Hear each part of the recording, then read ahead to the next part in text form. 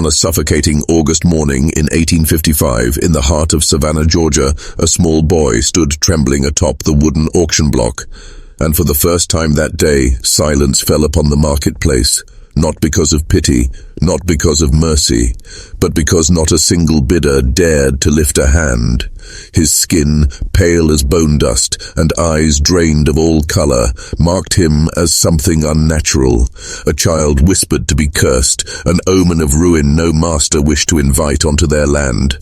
The auctioneer's voice cracked through the humidity.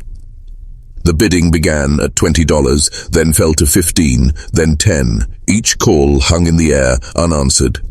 Finally, at the pitiful sum of $5, a single fan fluttered open from the back of the crowd. Margaret Dunore, the widow who ruled over 4,000 acres 12 miles beyond the city limits, raised her hand and declared her purchase. Out of Christian charity, she said, paying $12 to seal the act. The crowd, relieved to witness mercy dressed as piety, applauded. But what they could not see, what none could have imagined, was that Margaret Dunore had been searching for a child just like this one for 3 relentless years. And over the next 73 souls would vanish from her property, their disappearances scrubbed from record, their names erased by officials who claimed the ledgers had been burned in 1861. But one ledger did not burn. Hidden deep inside a foundation wall, it was unearthed more than a century later, in 1959, when bulldozers cut through the ruins during a highway expansion. Inside were not records of trade or harvest, but meticulous measurements, bloodline charts, and something far more sinister, a section labeled The Purification Project. Before we unravel what happened to that pale-eyed boy and the secret compound where Margaret's grotesque experiments unfolded, I have one request. Subscribe to this channel and strike the notification bell, because here we exhume the story's history buried alive. Tell us in the comments where you're watching from, your city, your state, so we know just how far these echoes of the past still reach. Now allow me to take you back to that sweltering afternoon when one widow's vision of divine perfection first began to breathe. The summer air in Savannah clung to the skin like damp fabric, heavy with the scent of salt, sweat, and decay. The crowd gathered by the waterfront market, fanning themselves beneath the punishing sun. From the distance came the rhythmic clatter of wheels on cobblestone, Margaret Dunore's carriage. She arrived alone, as she always did. Her presence parted the crowd before her, a towering woman, broad and commanding, whose sheer size was itself a symbol of affluence and dominion in a world that worshipped excess. At 47, she had spent 13 years widowed, ruling her late husband's estate with an iron will that left overseers anxious and neighbors afraid. But what truly separated Margaret from her peers was not her fortune, nor her cruelty, but her obsession. In her private library, she had collected more than 300 volumes on natural philosophy, anatomy, and animal husbandry, books that delved into the dark sciences of breeding, selection, and heredity. To her, creation itself was an experiment. The boy brought to the platform that day was perhaps 11 years old, frail, hollow-eyed, his ribs visible beneath a coarse shirt. Yet it was his appearance, ghostly and luminous beneath the punishing sun, that froze the market in uneasy silence. His hair was white blonde and thin as cobwebs. His eyes shimmered a pink grey that seemed not to look at people but through them. The auctioneer, a man named Cyrus Peaton, fought to steady his voice. "Lot 47, he muttered, lacking his usual bravado. "Male child, approximately 11 years, from the Hutchinson estate near Augusta. As you can see, he bears a particular condition." He hesitated. The word albinism hung unspoken. In Georgia, 1855, such children were not seen as human accidents, but as warnings. Both white and enslaved communities whispered the same things, that such beings brought famine, that their gaze could pierce the veil between worlds, that they were marked, not by birth, but by divine punishment itself. And as the crowd stared at that spectral boy, a ripple of dread moved through them, for none could guess that this small, trembling figure would soon become the first subject of Margaret Dunore's most terrible design. European lineage was hardly rare across the plantations of the South, But albinism was something else entirely. It blurred the lines that defined power, race, and ownership, the very lines upon which slavery itself was built. It was an aberration that made men uneasy and women whisper behind gloved hands. When the auctioneer began the bidding at $20, the silence was immediate and absolute. No hands rose. Piton's voice faltered, his words evaporating into the humid air. He dropped the price. 15, 10, 5. Still nothing. Eyes averted, murmurs rippled through the crowd. Some turned away entirely, tracing protective symbols against what they believed to be evil. Then, with the slow poise of someone accustomed to control, Margaret Dunore lifted her fan. The gesture was delicate, deliberate, and it shattered the spell of fear that had gripped the marketplace. Heads turned. The auctioneer nearly stumbled over his relief. $5 to Mrs. Dunore, he called, his tone buoyed with sudden energy. Going once, going twice, sold. Margaret rose from her seat, every movement measured, every breath theatrical. She reached into her embroidered purse and said clearly enough for all to hear, I will pay $12 for the poor child. It is our Christian duty to care for those whom others reject. The performance was flawless. Several women dabbed their eyes and nodded. An old man near the front called out, God bless you, Mrs. Dunore. She smiled gently, the very embodiment of sanctified mercy. But behind that angelic facade, her mind was cold, calculating, and precise. Her gaze lingered on the boy like a scientist observing an unclassified creature. She had found it, the final element she'd been searching for. Subject 0 for what she called the Purification Project. The boy, Thomas, as his previous owners had named him, was silent as he was ushered into her carriage. He pressed himself into the corner, small and shaking, while the wheels began their slow roll toward Belmont Plantation. Margaret did not speak to him once. Instead, she retrieved a thick leather-bound journal from her satchel and began to write. Her notes were methodical, clinical, estimated age, hue of skin under varying light, texture of hair, eye color at dawn and midday, handspan, foot length. Occasionally she would glance at him, not with empathy, but with the detached fascination of a collector studying a specimen that might unlock a new science. At the front, Augustus held the reins. He had driven for the Dunore family for over 20 years. His hands, knotted with age, trembled slightly on the leather straps. He knew better than to ask questions. Belmont was a name that carried weight in Chatham County, not the weight of wealth, but of fear. In whispers passed between cabins, the enslaved spoke of people taken there who simply ceased to exist. They weren't runaways. There were no posters, no sightings, no trails. They just vanished. The road to Belmont wound through dense pine forests, where sunlight broke through in narrow, trembling shafts. As the carriage turned down a lesser path, Thomas noticed how the woods thickened, branches closing in like hands. They traveled nearly a mile off the main road before the trees parted to reveal a cluster of structures unseen from any map. They were built low to the ground with careful precision, their arrangement almost geometric. Between 1843 and 1852, Margaret had ordered their construction. Each beam, each nail, purchased separately from distant suppliers in 3 different states. No one shipment was large enough to raise suspicion.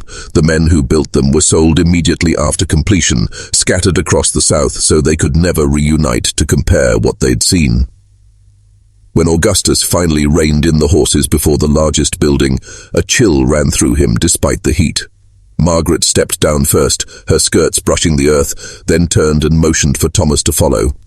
Inside, the air was unnervingly clean, pine floors scrubbed to a pale sheen, whitewashed walls, glass windows, a luxury almost unheard of outside the main house. For Thomas it was both alien and terrifying. He followed Margaret down a narrow corridor until they reached a small room. There, beneath the faint light filtering through the glass, stood a single bed, an actual bed with crisp white linens, and it was waiting for him. Found himself staring at the small room that would become his entire world. A space so clean, so deliberately arranged, it felt like a stage for something unholy. A narrow bed with a straw mattress, a single chair, a small table holding a porcelain basin and a shelf of empty jars. Nothing else. No warmth, no comfort, only the quiet hum of captivity. "This will be your room," Margaret said, her cultured voice as smooth as marble and twice as cold. "You will be provided adequate food, clothing, and shelter. In return, you will cooperate with certain procedures, medical examinations, measurements, observations. Do you understand?" Thomas nodded quickly, though the words made no sense. He understood only that obedience meant survival. "Can you read?" she asked. He shook his head. "Can you write?" Another silent shake. "You will be taught," she replied, her lips curling into a smile of satisfaction, not kindness. "You will learn to read, to write, and to understand natural philosophy. These lessons begin tomorrow. You may ask questions about your studies, but nothing else. You will not speak to others without permission. You will not attempt to leave. If you obey, you will be treated well. If you disobey, punishments will be severe. Do you understand?" Thomas nodded again, his frail body trembling as if from fever. She turned, stepped out, and with a final metallic click, locked the door from the outside. For a long while, Thomas didn't move. The silence pressed against him like a second skin. He stared at the door, at the single candle's trembling flame, until its flicker blurred in his vision. Finally, he sat on the edge of the mattress, back against the wall, knees drawn to his chest, too afraid to lie down, too numb to cry. He waited, heart pounding, for whatever would come next. Meanwhile, in the basement of another building, colder, darker, and smelling faintly of formaldehyde, Margaret Dunore worked by the light of oil lamps. Their glow made her spectacles glint like twin knives. She opened a leather-bound journal, dipped her quill into ink, and began to write in her elegant, exacting script. August 17th, 1855. Subject 0 has arrived at Belmont. Initial observations confirm excellent quality for the purification project. Pure albinism evident in all physical traits. Begin preliminary measurements tomorrow, followed by educational assessment. Subject 0 represents the foundation upon which all subsequent phases will build. If theories prove correct, this acquisition validates 13 years of preparation. Her pen scratched steadily, feverishly, across the page for more than an hour, recording everything she had seen. His posture, the tone of voice, the texture of his hair, the shape of his ears, the translucence of his skin. Every detail was logged, catalogued, reduced to data. To Margaret, Thomas was not a boy. He was a vessel, a key to unlocking what she believed were the sacred mechanisms of creation itself. And over the next 4 years, she would refine him, mold him, prepare him for a purpose so vile that when the truth surfaced decades later, it would stain Chatham County's history forever. At Belmont, Thomas's life became a clockwork of precision. Every day began at 6 o'clock sharp, when Margaret herself arrived with keys and notebooks in hand. She opened the door without greeting and immediately set to work, measuring his height against marks carved into the doorframe, noting each fraction of growth with mechanical detachment. Once a week, she weighed him on a polished brass scale imported from Philadelphia. Once a month, she subjected him to a full examination that lasted more than an hour. An inventory of flesh and bone, documented with the cold fascination of a scientist cataloging her creation. When the morning ritual ended, she closed the notebook, locked the door once more, and left him in silence. And so began the long unraveling of innocence at Belmont, a place where science became ritual, and the pursuit of purity became something far darker. Each morning, Thomas received his breakfast, a thin bowl of cornmeal mush, sometimes made merciful with a drizzle of molasses or a cup of milk. Even that meager meal was not given from kindness. It was calculated. Margaret had determined the exact caloric intake required to maintain what she called optimal growth. Nothing in Belmont was accidental. Not the meals, not the lessons, not the air he breathed. At precisely 7 o'clock, education began. Margaret had hired a tutor, a timid young man from Savannah named Christopher Vance, who arrived twice a week, clutching his satchel and adjusting his spectacles like a man constantly aware of unseen eyes watching him. Vance believed he was taking part in a progressive study, one meant to test whether enslaved children could be taught the academic disciplines reserved for whites. He prided himself on his role in what he thought was enlightened research. He had no inkling that the lessons he taught were the opening phase of something monstrous. Thomas, for his part, absorbed knowledge with unnerving speed. By the end of his first year, he could read complex passages, write in steady, elegant script, and solve mathematical problems that left Vance astounded. Margaret expressed no praise, only cool approval. To her, achievement was data, not dignity. When Vance left each evening, she continued the boy's lessons herself. She drew books from her private library. Thick anatomical volumes etched with detailed engravings, agricultural manuals on livestock breeding, and treatises on natural philosophy exploring heredity and variation. But the true nature of his education revealed itself in Margaret's private sessions. In the small classroom at the center of the compound, she would sit across from Thomas, a massive oak desk between them, anatomical charts lining the walls. Her tone was calm, steady, the cadence of a lecturer at a university, not a woman in a hidden laboratory. She spoke of the ways traits were passed from parent to child. She showed him diagrams of horses and cattle, explaining how breeders could concentrate excellence through selective pairings. And then, without pause or change in tone, she shifted the lesson to humans. She described her conviction that the races of mankind represented different stages of development, some primitive, others refined, and that intelligence, strength, and beauty were measurable, inheritable, and, in her words, improvable. Her voice was devoid of hatred. That made it worse. It carried the calm assurance of science misused, spoken by someone who believed she was reshaping creation itself. Thomas sat motionless, face blank, his pale eyes fixed on the diagrams. He had long learned that interruptions brought sharp reprimands. Margaret never struck him. She didn't need to. The silence, the confinement, the total control she exercised over every minute of his life, these were punishments more effective than pain. He was allowed to speak to no one except Margaret, Vance, and occasionally Augustus, who brought supplies to the compound but never lingered. When he did speak, it was brief. Yes ma'am or no ma'am, nothing more. What Thomas did not yet realize was that all this education, every lesson, every book, every question Margaret answered, had a single purpose. She was not teaching him for the sake of knowledge, but for preparation. She needed him to understand why certain pairings produced certain results. She needed him to comprehend the mechanics of heredity, because one day when his body matured, he would become not merely her subject, but her collaborator, her instrument. The first seed in what she called the improved line. And Thomas was not alone. Through the small window of his room, he sometimes glimpsed other figures moving between buildings, always escorted, always silent. He caught voices in passing, muffled through walls, indistinct cries swallowed by the wind. At night, sometimes he heard the sound of someone sobbing, and sometimes, worse, long, terrible silences that felt heavier than any scream. He learned not to ask about them. Questions brought danger. Margaret maintained around 25 people within the compound at any given time. They changed frequently. Some disappeared after weeks, others after months.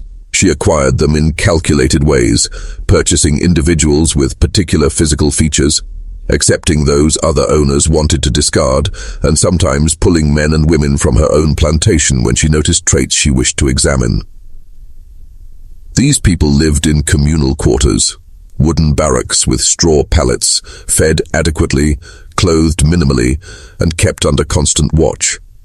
To the world outside, they no longer existed. Their names were erased, their pasts forgotten. Inside Belmont's hidden compound, they were not men and women. They were variables, living data points in a woman's pursuit to purify the human race. Margaret recorded everything, every breath, every birth, every failure. Her ledgers were immaculate, pages filled with measurements of limbs, notes on complexion and bone structure, health conditions, family histories traced where possible, and long columns of traits she deemed desirable or degenerate.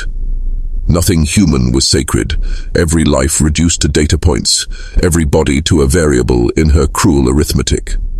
She orchestrated pairings as one might crossbreed cattle, choosing partners with cold calculation, charting which unions produced offspring with strength, symmetry, or intellect, and which birthed weakness, deformity, or death. Across 13 years, her records chronicled dozens of births, but hidden within the clinical handwriting was a darkness that statistics could not conceal, a pattern of loss, a staggering mortality rate among infants, and more disturbingly, a series of disappearances that no one dared question. The official notes claimed these children had failed to thrive, or expired due to natural weakness. Yet whispers that surfaced after Margaret's death told another story. Witnesses spoke of infants carried away in the dead of night, babies who were never seen again. They told of a clearing deep in the pine forest where the air hung heavy with damp earth and the sweet rot of decay. There a small cemetery lay hidden, its graves marked only by numbered wooden stakes. Others spoke of the copper-lined cellar beneath the house, a place reeking of alcohol and death, where rows of glass jars lined the shelves, each containing preserved biological specimens. Some, witnesses swore, were unmistakably human. Thomas, during those years, knew none of it. His world was confined to narrow boundaries: the small room where he slept, the sterile schoolroom where he studied, the examination chamber, and on rare occasions, the yard where he was permitted brief, supervised walks. Margaret tended to his health with meticulous care, ensuring balanced meals, clean air, and measured exercise. But it was not kindness that drove her, it was maintenance. He was livestock, and she was keeping her prized specimen in optimal condition. As he neared his 14th birthday in the year 1857, her lessons grew darker. The language of science became the language of horror. She began teaching him the intricacies of reproductive biology, using anatomical charts and preserved specimens as visual aids. With clinical detachment, she explained conception, gestation, and the passage of traits through bloodlines. And slowly, she began turning those theories toward him. "You represent something remarkable," she told him one grey afternoon, her tone measured, her gaze dissecting. "Your albinism is the purest expression of recessive inheritance. If paired correctly, with subjects of complementary characteristics, the results could advance understanding of hereditary mechanisms beyond imagination. You are not merely an observer, Thomas. You are the key to the next phase." Her words fell like ice into his chest. He understood perfectly what she meant. For the first time, the full weight of his existence pressed upon him, not as a student but as an ingredient. Fear rooted itself deep in him. Yet fear meant nothing here. Escape was an illusion. The compound sat encircled by endless forest, guarded by armed men and dogs that could track the faintest scent. Even if he fled, where could a pale-skinned boy run in 1857 Georgia? He would stand out like a ghost and be dragged back in chains. The law itself would return him to her, because Margaret did not merely own him.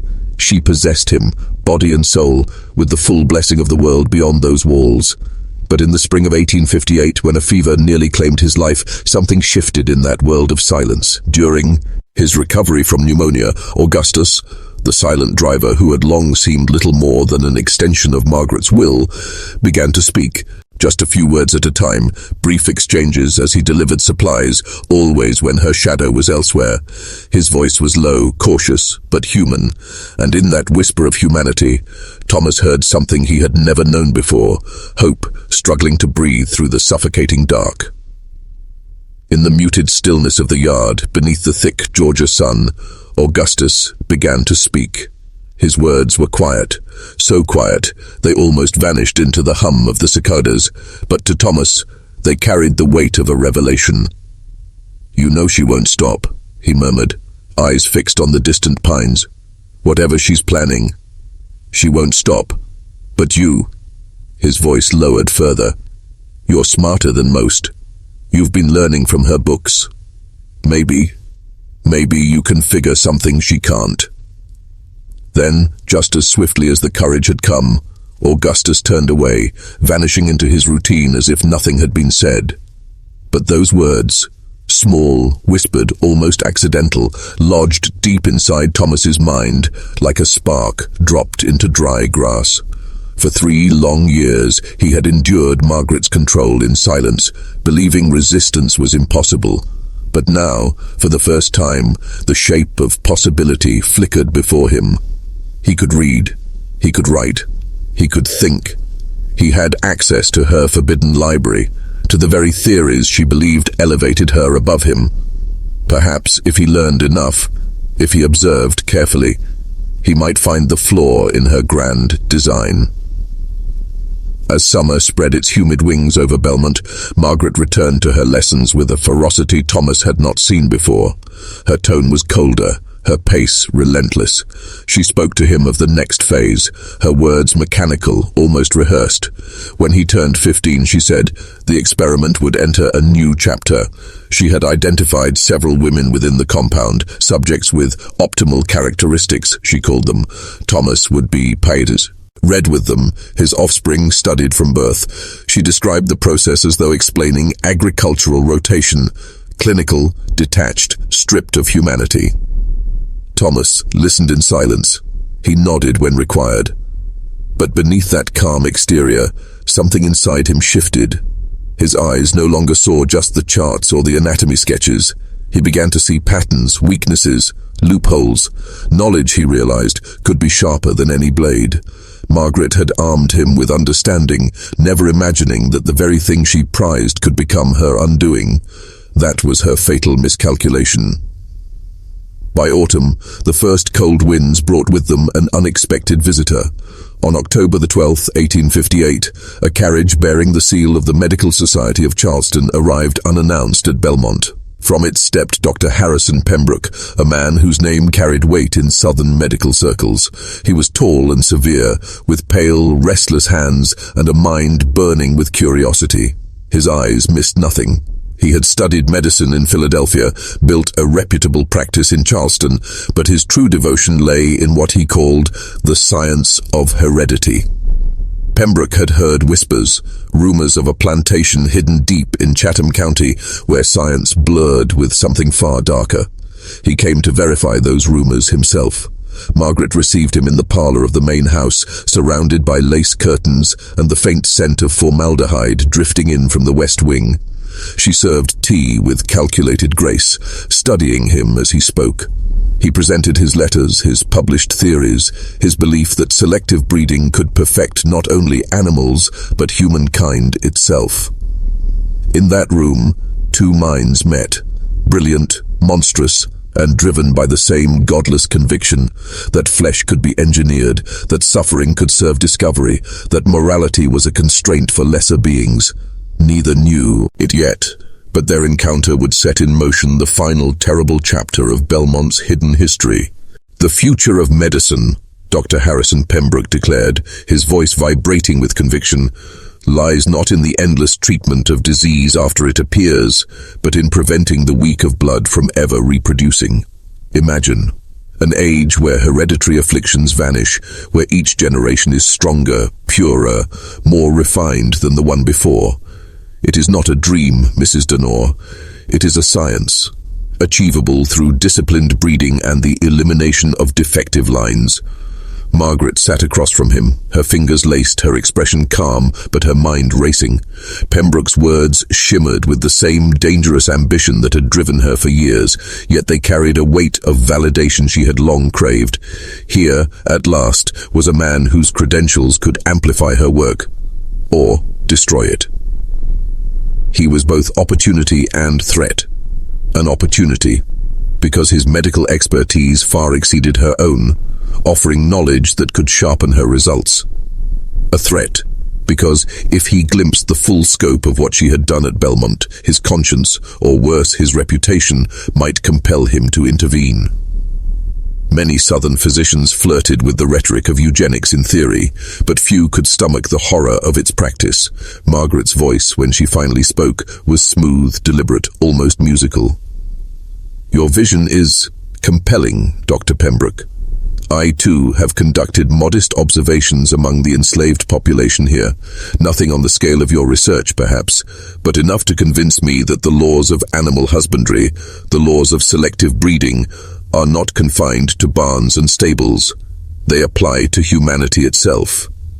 Pembroke leaned forward, his pale eyes alight with intellectual hunger.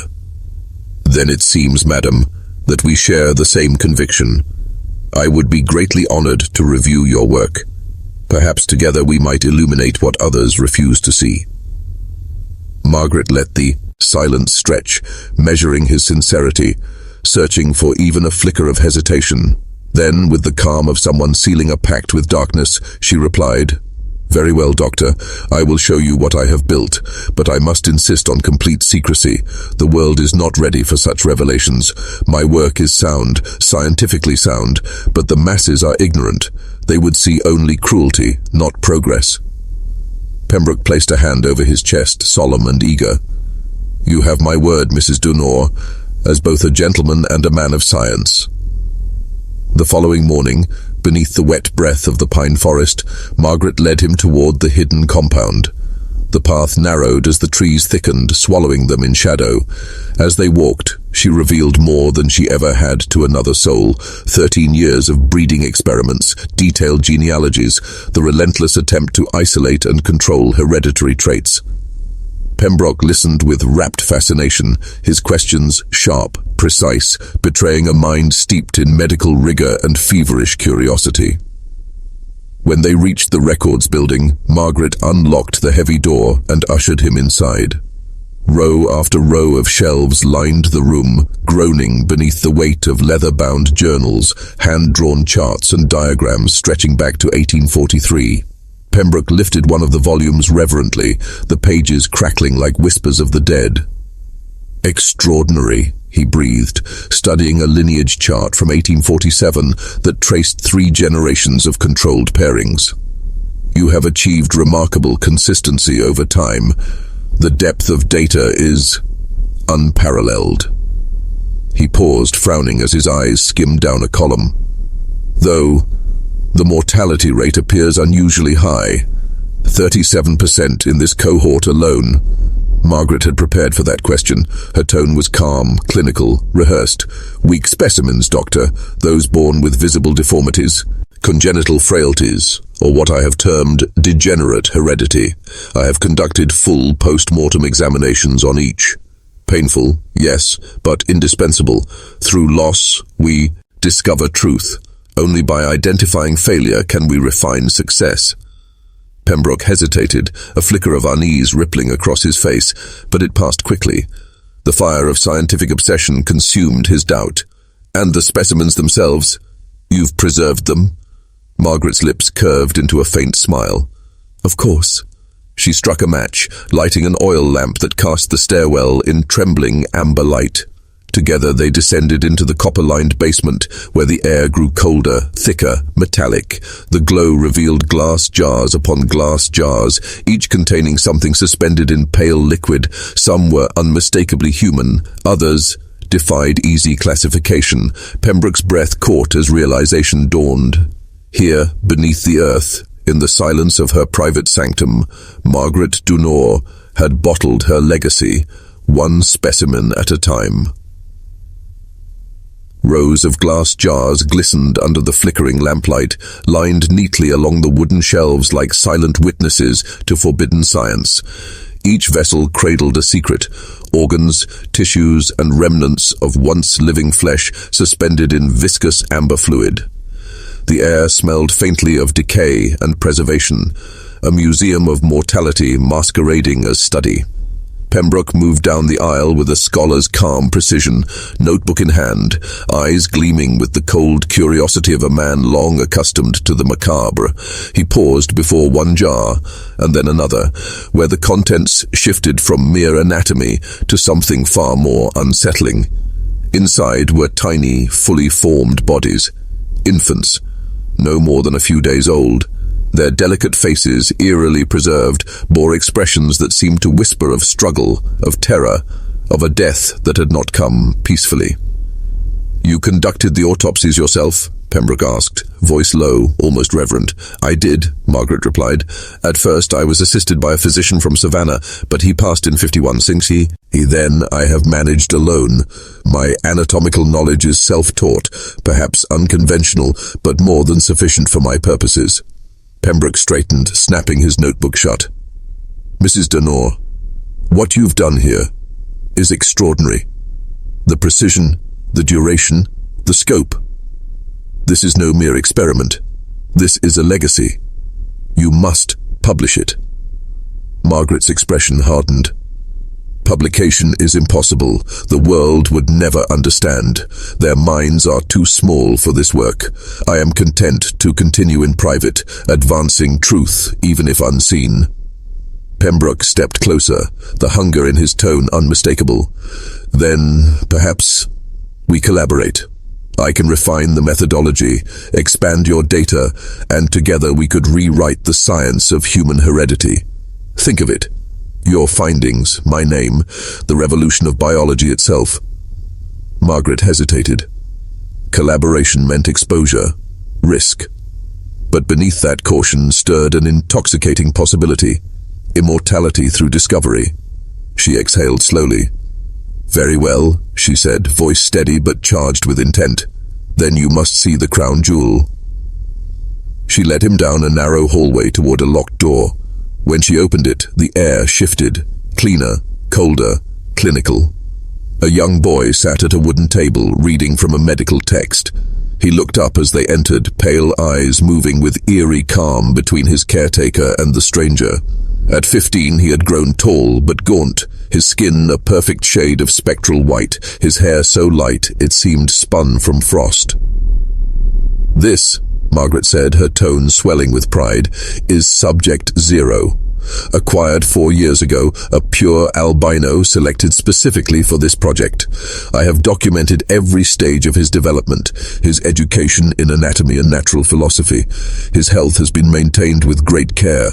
He is now ready for the breeding phase. Pembroke's breath caught.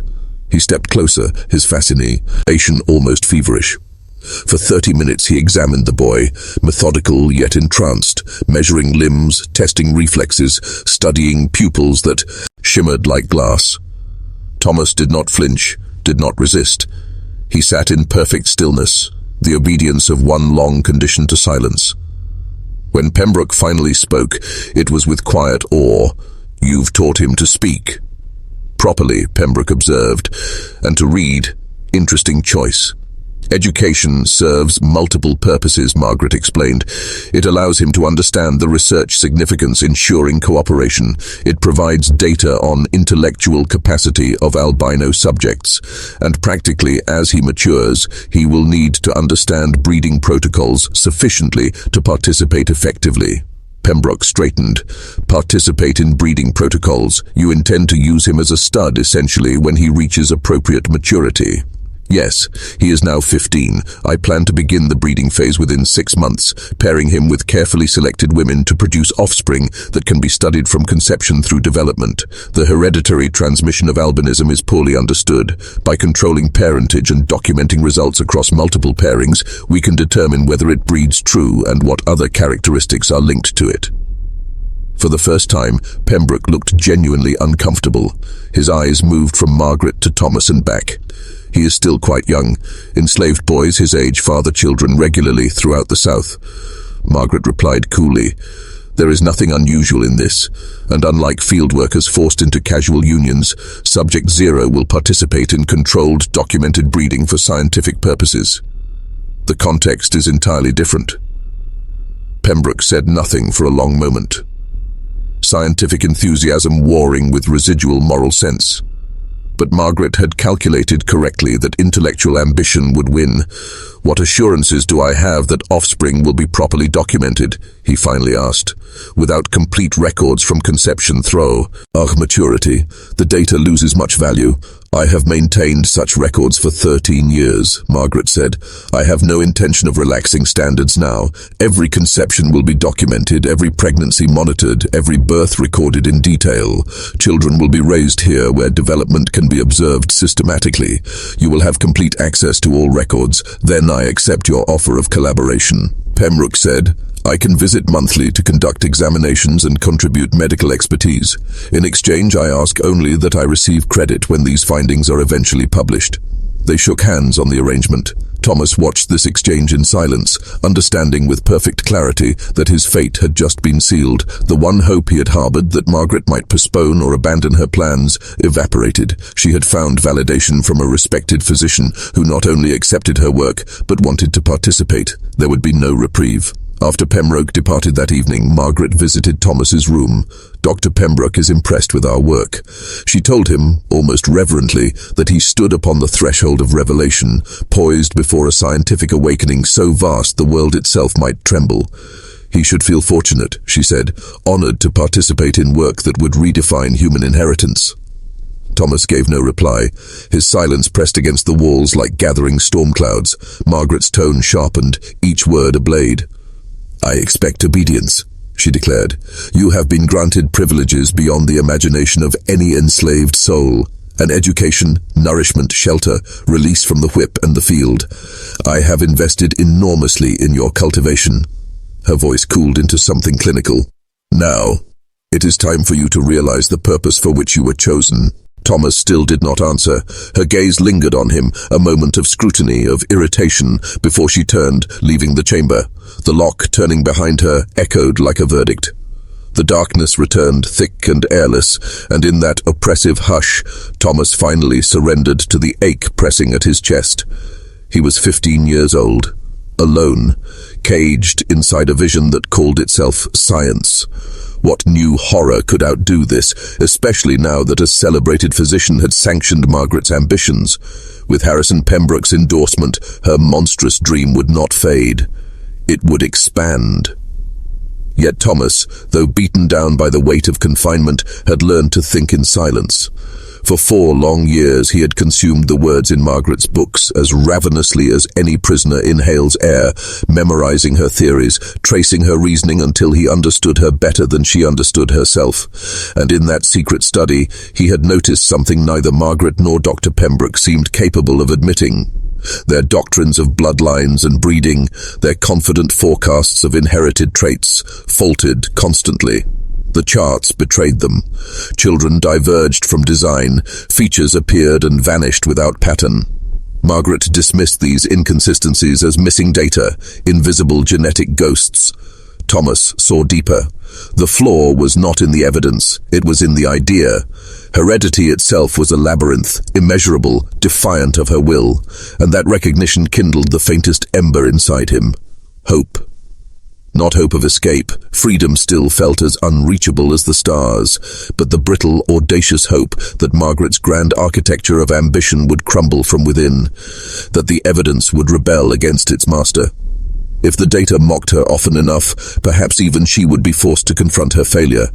It was a fragile faith, dependent on unseen years. That it was life in ember form. That October night, lying rigid on the narrow bed, Thomas made a vow beneath his breath. He would comply outwardly, because resistance meant destruction. But he would study, observe, remember. And if fate allowed him to outlast this place, if the experiment decayed as he believed it must, he would someday speak every truth buried within these walls. On November 18th, 1858, Dr. Harrison Pembroke returned to Belmont. His arrival was marked not by ceremony, but by the somber clatter of metal, cases of instruments, notebooks, vials, and charts, implements of proper scientific documentation, as he called them, tools not for healing, but for record-keeping the grotesque. Margaret welcomed him with something close to devotion. She had found her reflection, a partner who saw monstrosity as method. Thomas, meanwhile, had already been readied like a specimen awaiting examination. Margaret had walked him step by step through what was to come. She displayed anatomical sketches, breeding manuals, even ledgers charting lineages. 3 women had been chosen from the compound, each carefully measured, examined, certified in youth and health, their lives reduced to pages of data describing what Margaret termed optimal characteristics. She laid the documents before Thomas, page after meticulous page, as though unveiling blueprints for creation itself, and when she spoke again, her voice was devoid of doubt. He would be paired with each of them, she said, her cold terminology rendering human agony into procedure. Under the doctrine of succession, every conception, every birth within Belmont's walls would be scrutinized to the smallest detail. Pregnancies would be charted like experiments, deliveries recorded as data points. The children born within that iron perimeter were not sons or daughters, but specimens, destined to remain in the compound raised beneath the unblinking eye of what Margaret and Pembroke called systematic study. Thomas listened as the decrees were spoken, his expression composed into the perfect absence of emotion. Inside, revulsion clawed at him, quiet, suffocating, and inescapable. Opposition was unthinkable. Margaret's dominion over every life on the grounds was absolute, and now that Dr. Pembroke had joined her, her cruelty wore the mask of science, reinforced by the authority of medicine and the language of progress. The first among Margaret's chosen subjects was a young woman named Eliza, 19, tall, slender. Her features, Margaret's notes observed, bore the refined cast of mixed ancestry, a quality Margaret believed useful for scrutinizing the passage of albinism through bloodlines. Eliza had lived at the compound for nearly 2 years, one of dozens brought from Belmont's main plantation. Before her arrival, she had given birth to a daughter Margaret claimed she wished to study. That infant had been taken from her within hours. Eliza had not seen the child again. Margaret's records described her in dispassionate terms. Compliant subject, minimal resistance. But the truth was far more human. The loss had hollowed her. Where once there might have been defiance, now there remained only the mute endurance of deep trauma. It was on a cold, overcast afternoon in November that Margaret escorted Eliza to Thomas's room. The air itself seemed reluctant to move. Pembroke waited in the corridor beyond, instruments arranged, watch in hand, prepared to enter when Margaret decided enough time had passed. Her instructions were delivered with sterile precision, as though assigning chores rather than violence. Then wordlessly she turned the key, sealing them both inside. For minutes, long, trembling minutes, neither Thomas nor Eliza spoke. Each stood pressed to opposite walls, the space between them heavy as a confession neither had chosen to make.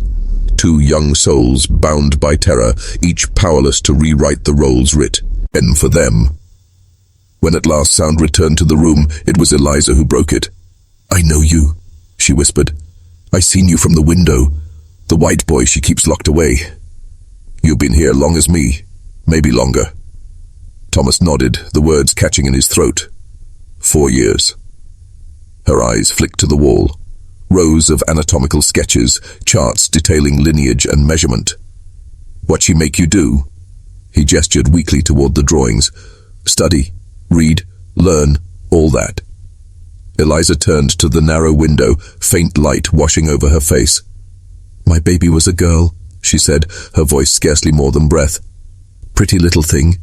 Mrs. Dunore took her that same night. Told me she died." Eliza paused, staring through the glass into nothing. "But I heard her crying. Days after. Somewhere else in the house, then nothing." Her tone collapsed into a quiet beyond mourning, words stripped of color by grief too vast to contain. "You think she really dead?" Thomas said nothing. He did not know which answer, hope or truth, would wound less. Instead, he whispered the only words he could bear to choose. "I'm sorry." Eliza faced him again, eyes heavy with exhausted knowledge. "You and me," she said. "We ain't got no choices here. She owns us." Her voice lowered into something colder than fear. "She can make us do whatever she wants." The words hung in the air like a curse, a statement of reality so absolute it silenced even the walls. Beyond the locked door, science watched with unfeeling eyes. "So I guess we do what she say, and maybe we survive. That's all there is." What happened next in that locked room will not be described in detail, because some horrors need not be rendered explicit to be understood. It is enough to say that two young people stripped of all agency tried to retain some shred of dignity in an utterly degrading situation. When Margaret unlocked the door an hour later, followed by Pembroke carrying medical instruments, both Thomas and Eliza had been changed in ways that would haunt them for whatever remained of their lives. Pembroke conducted an examination of Eliza that was invasive and humiliating, documenting everything in his notebook with clinical precision. He discussed findings with Margaret as if Eliza were not present, using medical terminology that dehumanized her completely. Then he dismissed her, and she was escorted back to her sleeping quarters. Thomas remained, and Pembroke subjected him to similar examination and questioning, recording observations about his physical response, emotional state, and comprehension of what had occurred.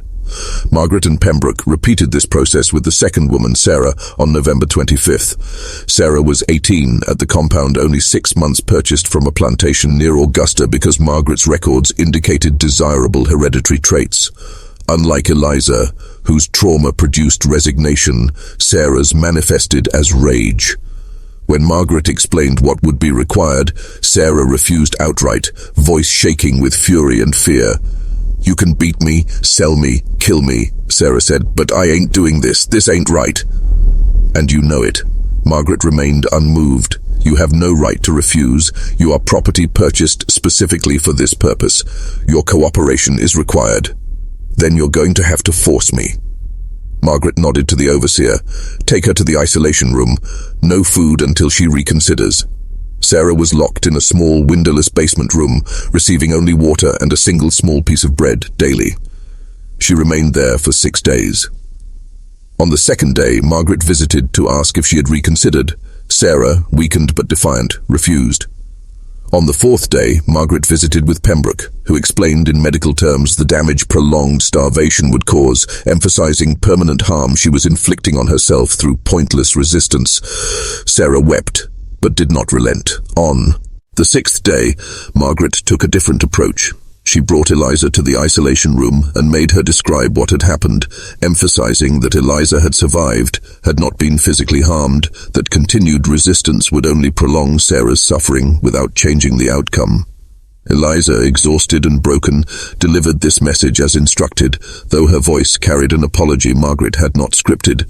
Sarah finally surrendered. She was too weak to walk, so the overseer carried her to Thomas's room, where the process was repeated. Pembroke documented everything with clinical detachment, noting that subject's physical condition compromised by resistance period recommend improved nutritional preparation for future pairings.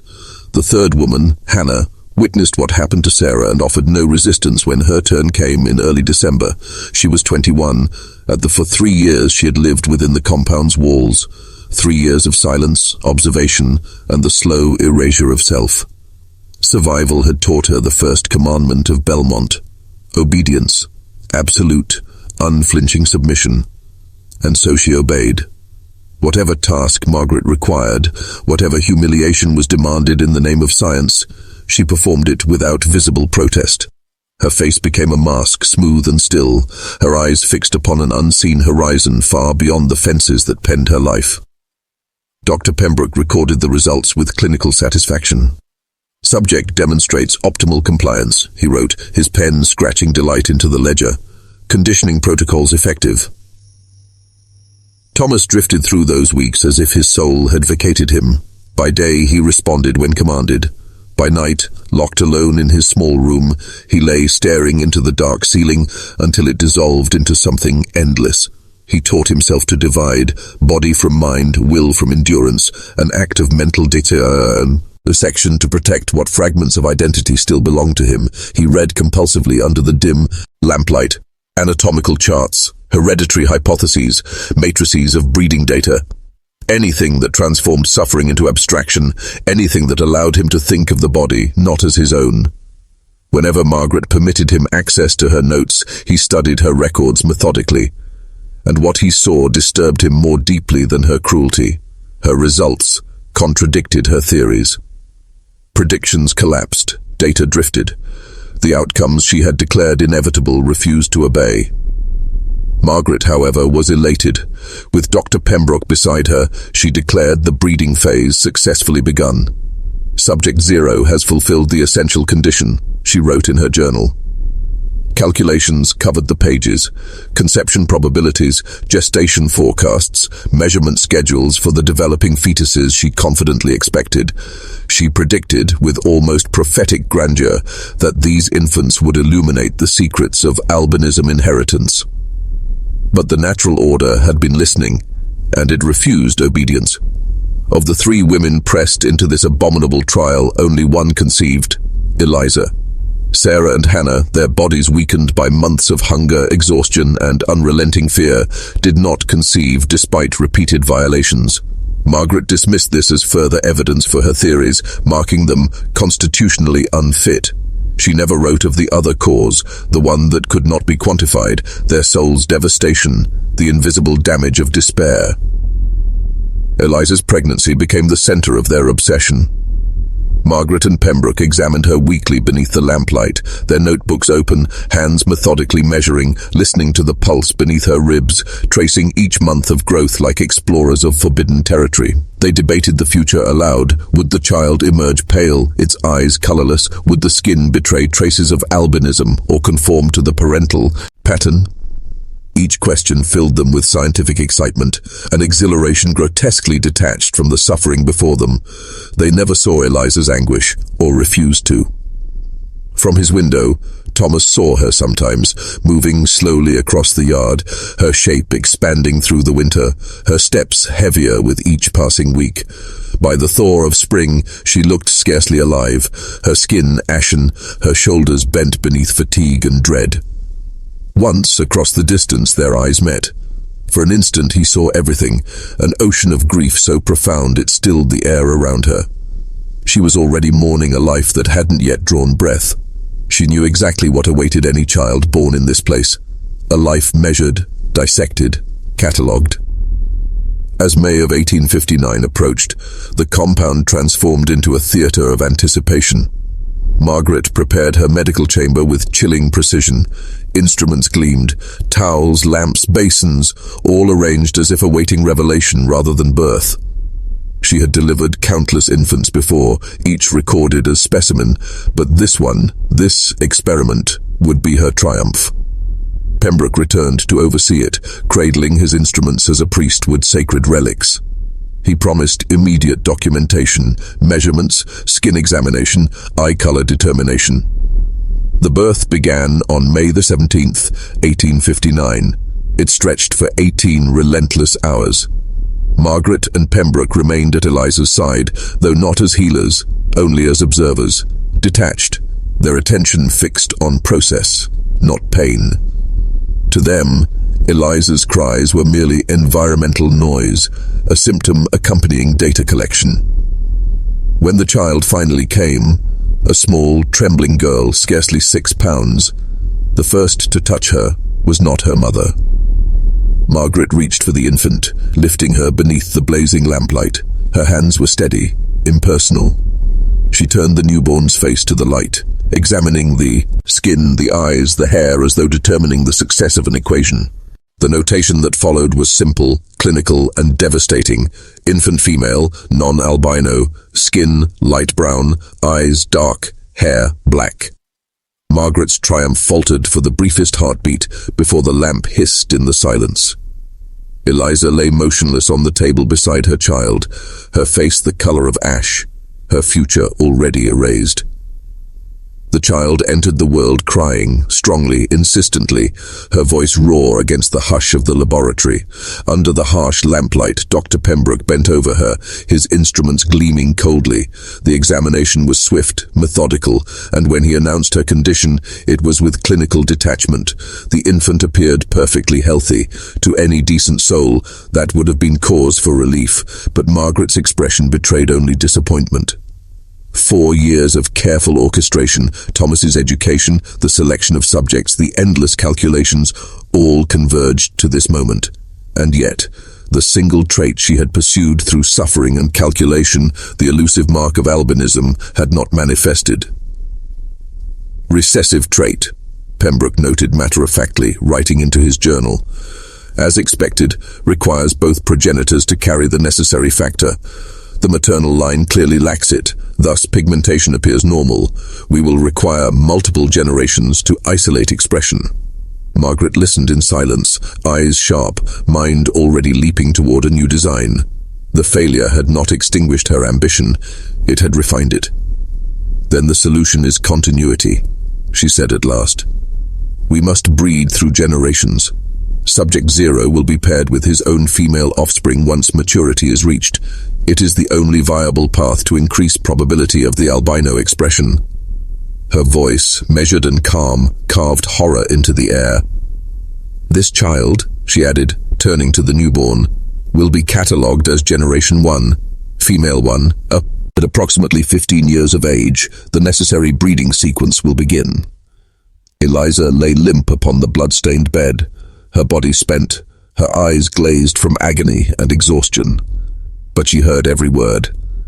The meaning, even through the haze of pain, was unmistakable. They intended to raise her daughter within these walls, to mold her, and one day, to feed her to the same nightmare Eliza had just survived. Then came a sound, a raw, wordless sound that belonged to no language. It erupted from Eliza's chest, part scream, part sob, deeper than grief, older than speech itself. It reached into every corner of the compound.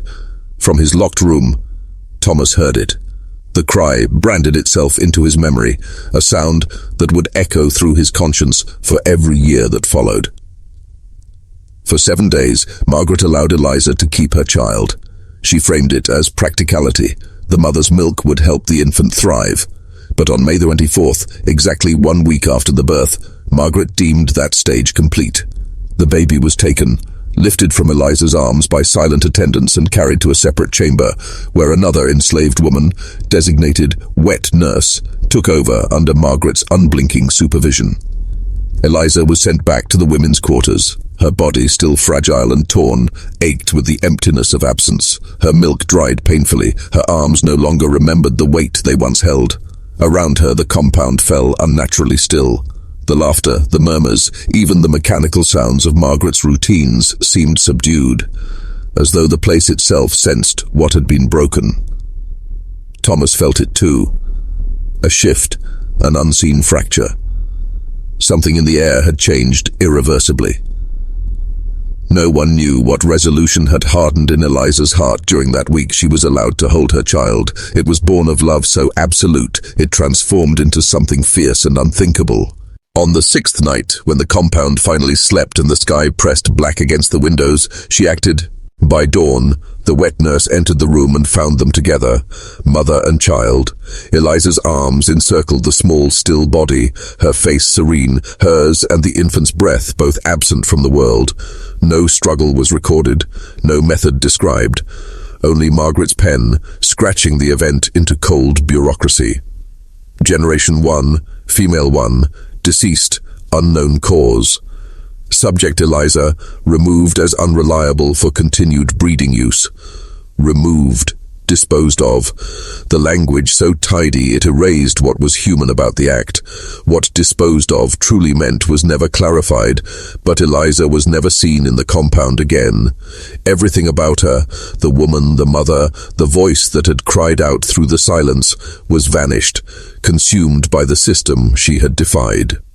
Decades later, one aging man would claim he remembered digging 2 graves in the shade of the pines, small mounds side by side in the hidden cemetery beyond the compound walls.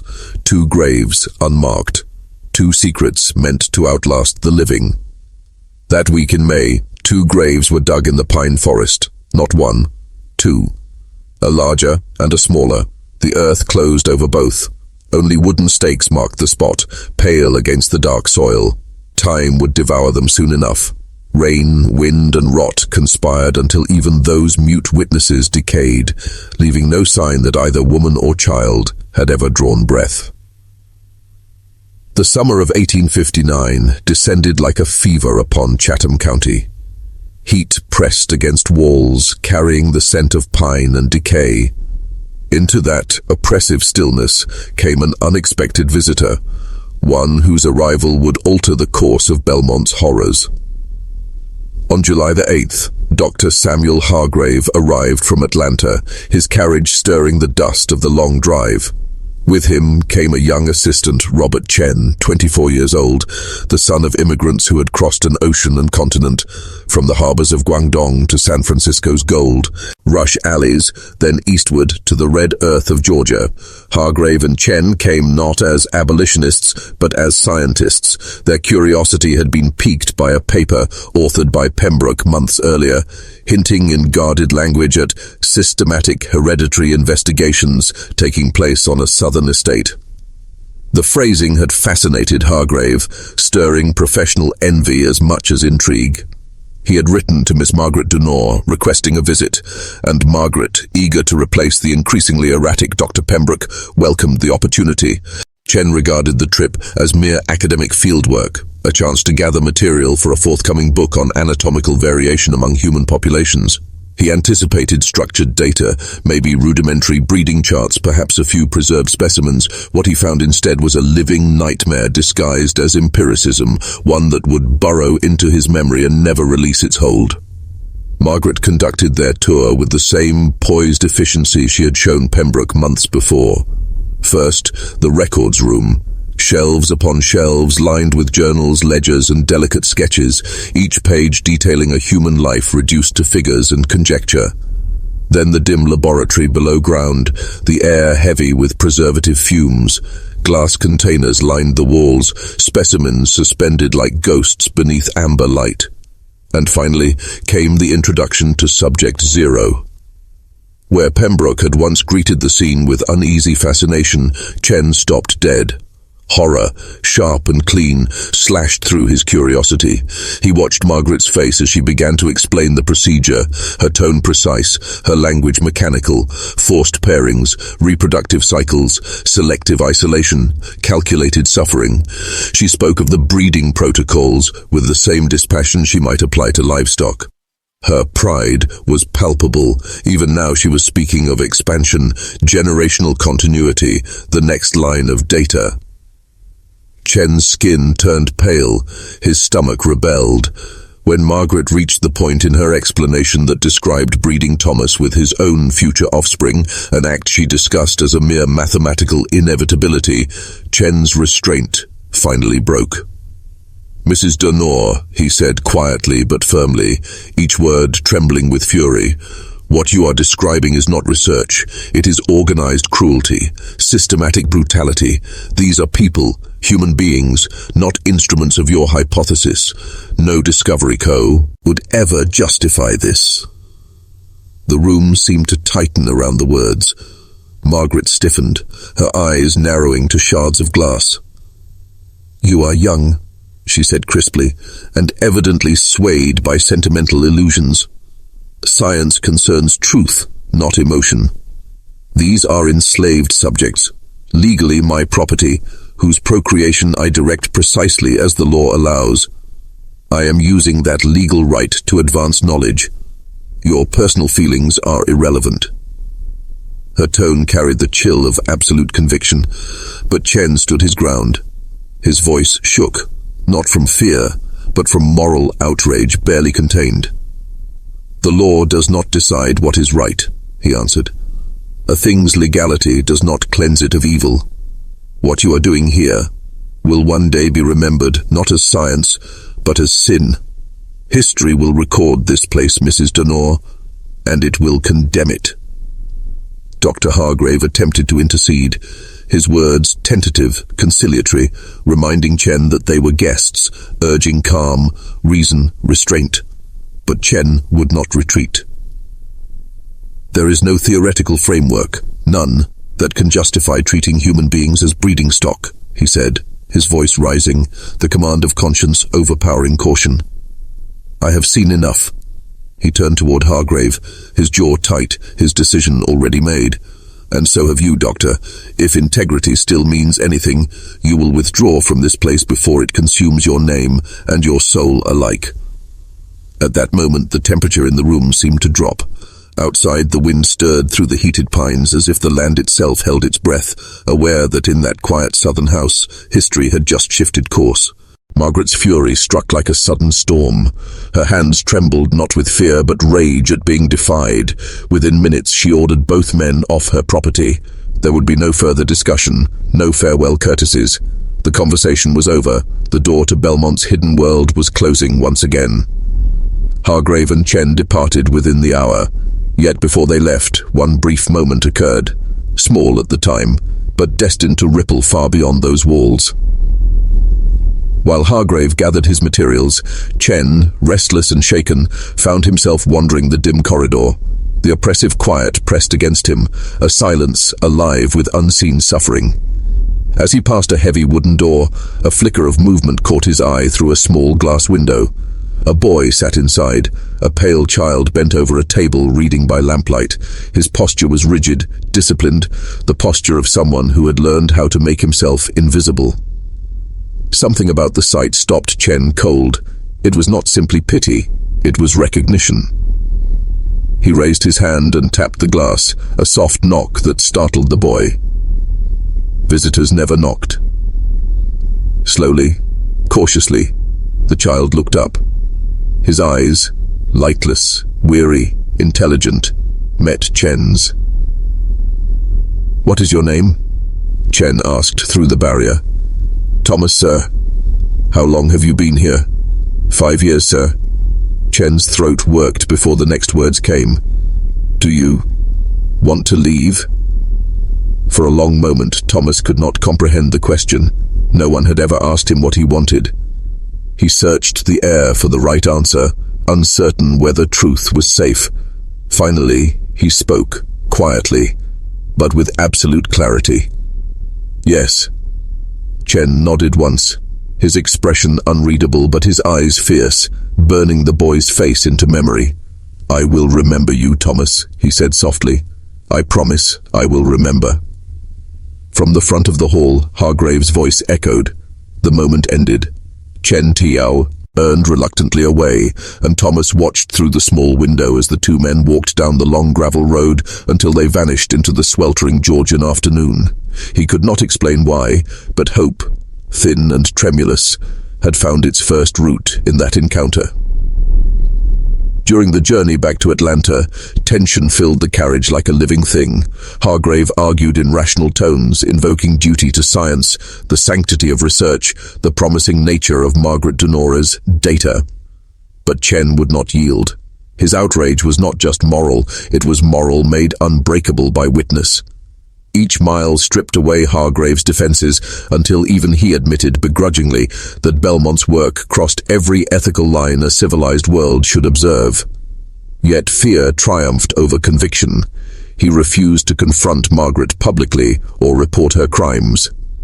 Chen's resolve, however, was absolute. Within days of returning to Atlanta, he began writing letters that would become instruments of conscience, each one catalogued in restrained but damning language what he had seen at Belmont.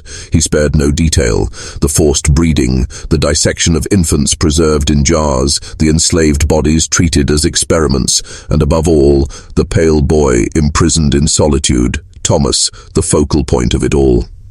He wrote to medical societies, scholarly journals, abolitionist networks, and newspapers from New York to Boston.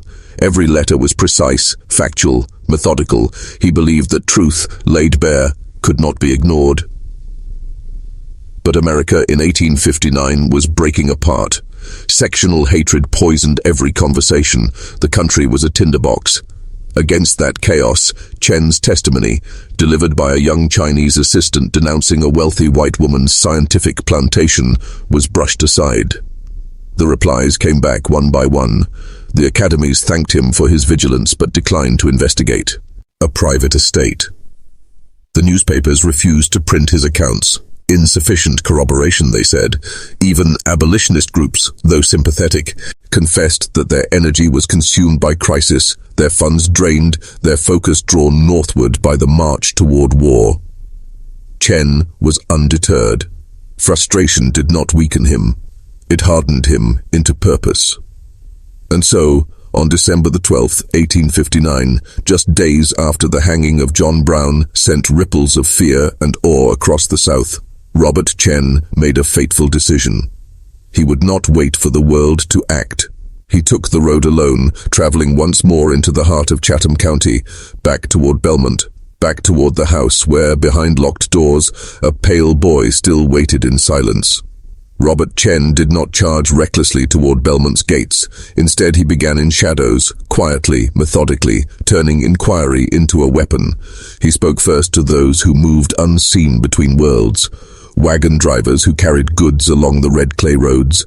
Tradesmen who serviced plantations but never asked questions. Overseers from nearby estates whose proximity made them accidental witnesses. And in Savannah, among the free black community, he sought those who might have heard whispers carried up from Belmont's enslaved laborers.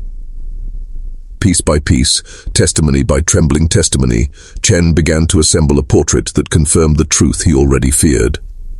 Rumors of the hidden compound, of Margaret Dunore's experiments, of the boy with skin pale as glass. By late December 1859, word of this inquiry reached Margaret's ears. An overseer from the neighboring Gwyn estate mentioned almost in passing that a foreign man, Chinese he said, had been inquiring about Belmont's slaves. Margaret understood in an instant what that meant. For 14 years, she had preserved Belmont's secrecy through isolation and terror. No law reached inside her fences. No preacher dared question the rituals that transpired there. Her wealth and her gender made her unsuspicious. Her brutality kept the enslaved semi-insane silent. But Chen was something different. He belonged to none of her circles, feared none of her threats. He was an outsider with no debts to Georgia's hierarchy and a conscience not yet eroded by its culture. He could not be bought, and he could not be shamed into silence. Her response was immediate and precise. She knew that violence would draw attention. Chen could not simply vanish. His death would ignite curiosity far faster than his words. And so, Margaret turned to erasure. Fire became her method. One by one, the incriminating journals fed her flames, hundreds of pages describing measurements, births, and deaths. The glass jars holding malformed infants were quietly disposed of in the river under cover of night. People, human beings, were sold off in scattered lots to distant plantations, dispersed so widely no one could trace their origins. By her ledger, the losses appeared as transactions, tidy and final. And as the compound emptied, she began her most critical operation, the relocation of Thomas. She planned to move him, her most valuable subject, to another property she owned in Alabama, away from prying eyes and potential witnesses. But haste breeds oversight. Margaret had calculated every factor except one, Augustus. Her driver for 14 years, he had watched the machinery of her cruelty more closely than anyone. He had carried supplies into the hidden wing and bodies out of it. He had delivered terrified women to Margaret's study, and later their corpses to the forest. He had dug shallow graves and pounded numbered stakes into the Georgia soil. For years, fear had turned him to stone, but Chen's presence, his questions, his courage, cracked that silence. Hope, unfamiliar and dangerous, touched him for the first time. On January 15, 1860, Augustus made contact. Through a go-between in Savannah, he arranged to meet Chen in secret. The meeting took place in an old warehouse by the docks, the air thick with salt and sawdust. There, the truth finally poured out.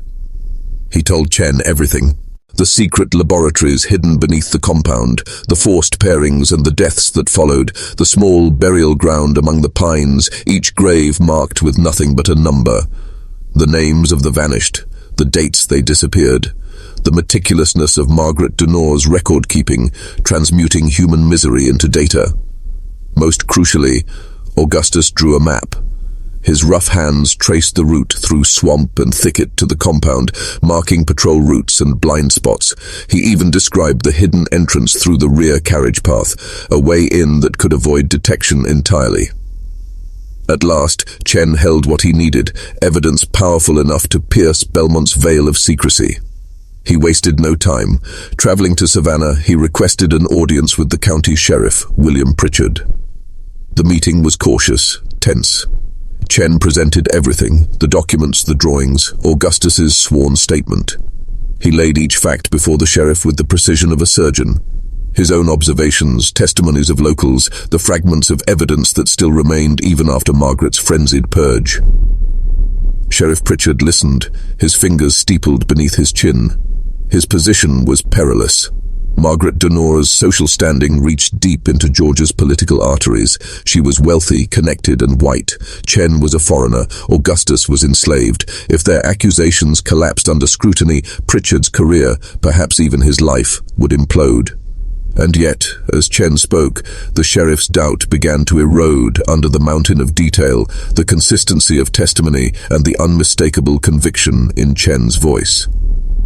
The machinery of truth had begun to move. Belmont's walls were not impenetrable after all. Chen's documentation was impossible to dismiss. Every page glowed with precision, names, dates, outcomes, physical descriptions, his own signatures across the margins. It was too detailed to be invention, and Sheriff William Pritchard knew it. If even half of what Chen alleged proved true, turning away would make him an accomplice by omission. And so, on January the 23rd, 1860, the sheriff made a decision that would etch itself into the dark record of Georgia's past. With 2 deputies at his side, and Robert Chen bearing the weight of his notes and moral certainty, Pritchard travelled through the pines toward Belmont.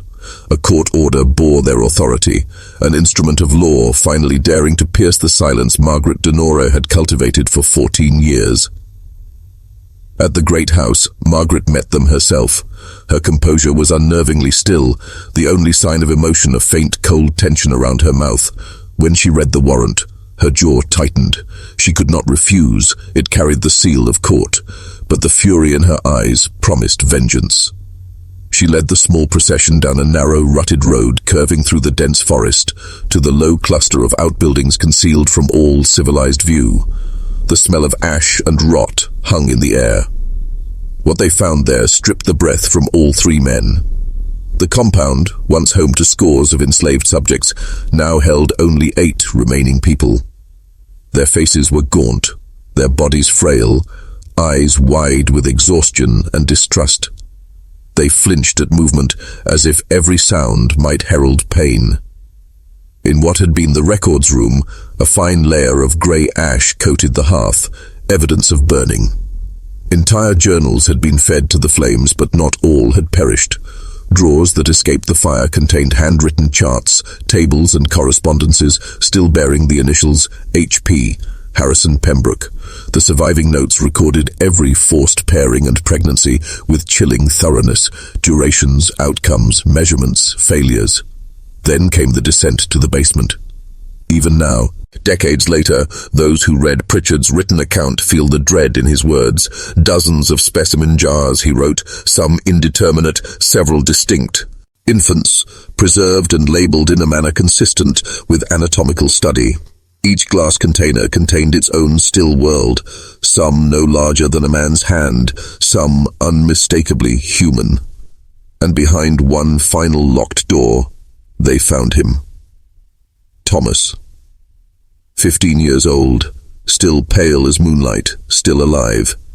He emerged blinking into the cold air, articulate and coherent enough to recount with fearful honesty what had been done to him over the past 5 years. His testimony alone anchored Chen's allegations in human reality. Sheriff Pritchard, who had expected no more than harsh conditions or neglected treatment, stood motionless as comprehension crept over him. This was not cruelty in the common plantation sense. This was deliberate, systematized experimentation, the cold machinery of pseudoscience consuming human lives. He had no choice. That day, Margaret Dunore was placed under house arrest, pending formal charges of unlawful confinement and abuse. Belmont's compound was officially closed. The 8 remaining survivors were transported to the county almshouse until their fates could be legally determined, and Thomas, child subject, witness, living evidence, was placed under protective custody of the court. Margaret's retaliation arrived as swiftly as law would permit. She summoned the most decorated defense attorneys the South could provide, men whose fortunes had been made shielding planters from the taint of brutality. Their defense strategy was brutally logical. Everything Margaret had done, they argued, was legal. The law of Georgia recognized people of bondage as property, not persons. A property owner possessed absolute authority over reproduction, habitation, discipline, and medical treatment. What Chen called experiments could just as readily be classified as husbandry, distasteful perhaps, but not criminal. Every subject had, by statute, no standing to accuse the heirmaster. If a child died, it was no more actionable than the loss of livestock. In a world governed by such laws, they were right. No jury of that era, no 12 white peers, was likely to convict a wealthy woman for acts codified as her legal rights. Chen knew this. Sheriff Pritchard knew it. Even the press, murmuring of scandal behind closed doors, knew it. The case, it seemed, would die quietly, buried beneath the unshakable stone of the law. But history rarely obeys logic. In February of 1860, a man returned from his own hell. Dr. Harrison Pembroke, once Margaret's collaborator, now a shell of his former self, had been living in Charleston, drinking, collapsing into nights haunted by the faces of the dead. When news of the Belmont investigation reached him, something fractured inside that drink-soaked conscience. On February 8, 1860, Pembroke arrived unannounced at the courthouse in Savannah. In a voice cracked by regret, he offered his full confession. His statement corroborated every detail of Chen's reports, from the forced breedings to the systematic measurement of infant corpses. He produced his own journals, dates, names, medical observations scrawled in his precise hand. But most crucially, Pembroke was white, a physician, respected, credentialed, above suspicion in the eyes of that society. And where Chen's testimony had been dismissed as hysteria from an outsider, Pembroke's words carried the cold, unassailable weight of authority. At last, the nightmare of Belmont had a witness the law could no longer willfully ignore. Harrison Pembroke's confession shattered every remaining defense. The physician, once Margaret Dunore's most reliable collaborator, stood before the court a broken man, surrendering his dignity to absolve his conscience. He did not disguise his guilt. He admitted his full participation in Belmont's operations and voiced, with exhausted clarity, that nothing taking place there had ever been legitimate research. It was systematic cruelty, pure and deliberate, draped in the false vocabulary of science. Coming from a white physician of standing, his testimony struck with the weight of indisputable authority. The courtroom, accustomed to skepticism, was forced into silence. With Pembroke's account corroborating Chen's, the lattice of denial surrounding Margaret Dunore flickered and cracked. For the first time, the evidence against her stood not only credible, but overwhelming.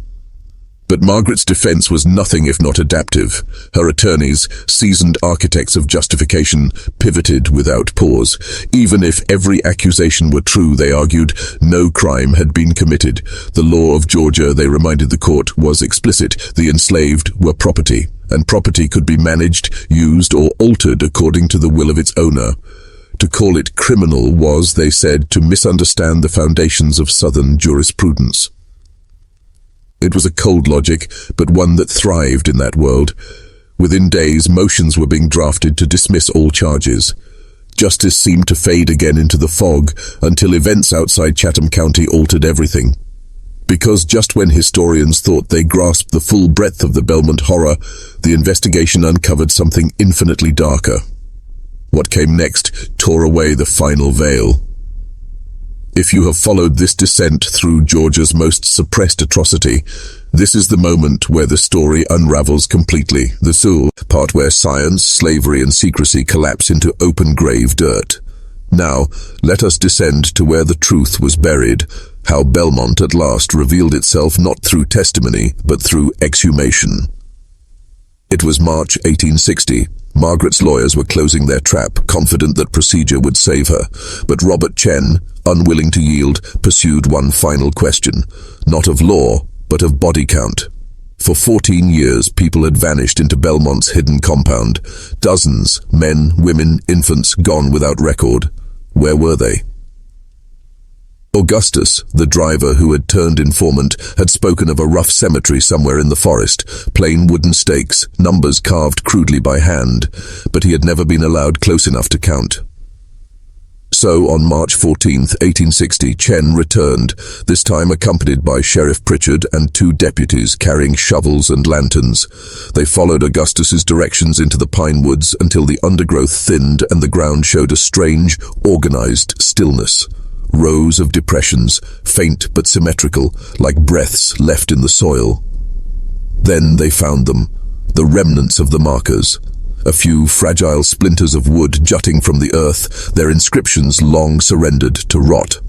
Careful surveying revealed the truth. At least 47 distinct grave sites. 47 unnamed dead, buried in silence.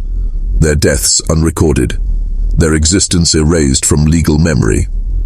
Pritchard ordered excavations on the spot. The men worked in grim quiet until the shovels struck truth.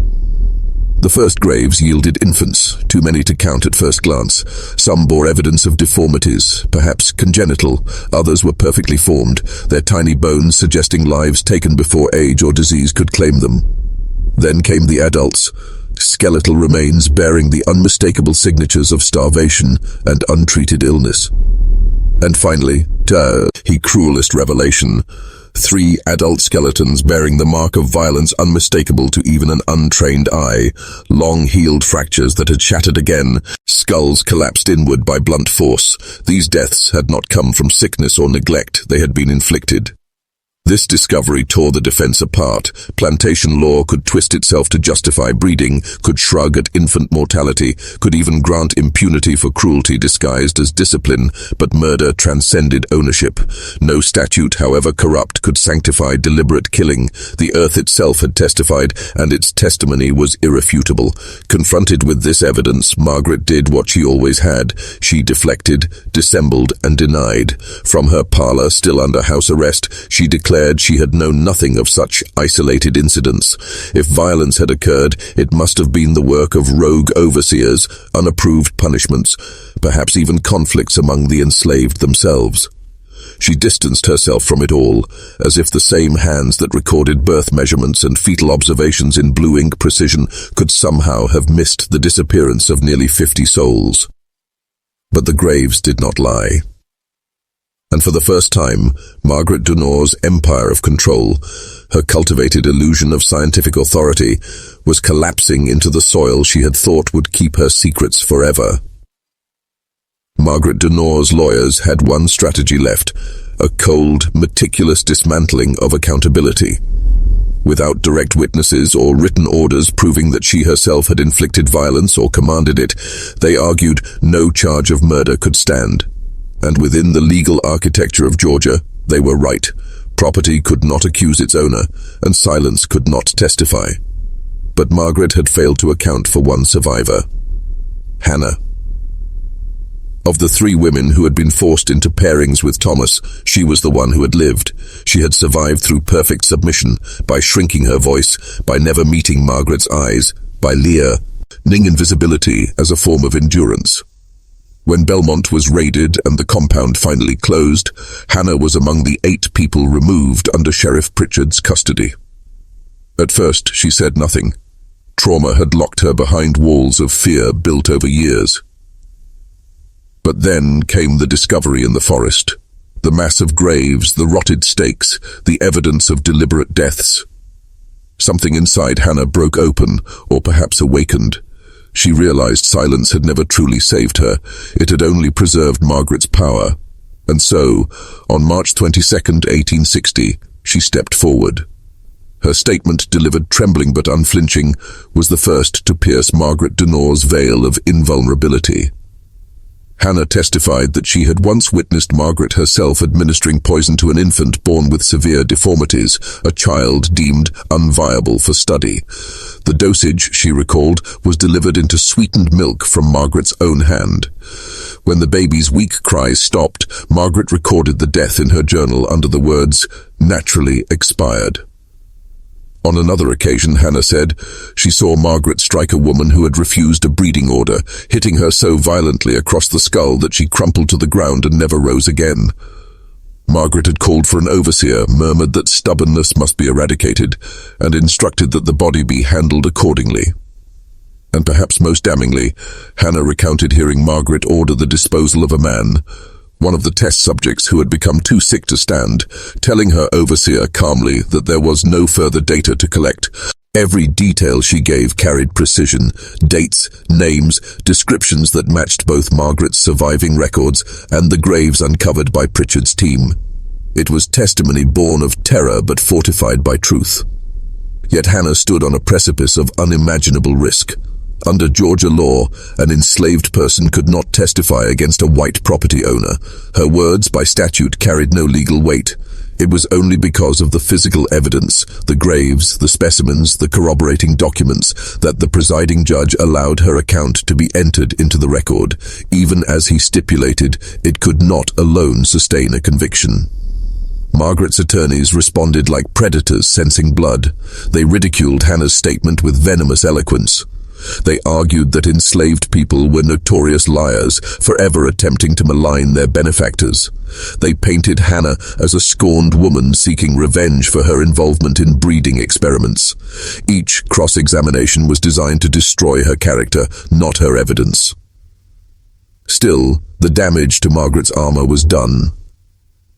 The courtroom battles dragged through late March and into April 1860, filling column after column of local newsprint as both sides summoned experts, produced ledgers, and clawed for credibility. The atmosphere was charged with dread and anticipation. Justice felt agonizingly close, and then, as though history itself had conspired to protect Margaret, the world changed overnight. On April 12, 1861, Confederate guns opened fire on Fort Sumter, and the Civil War began.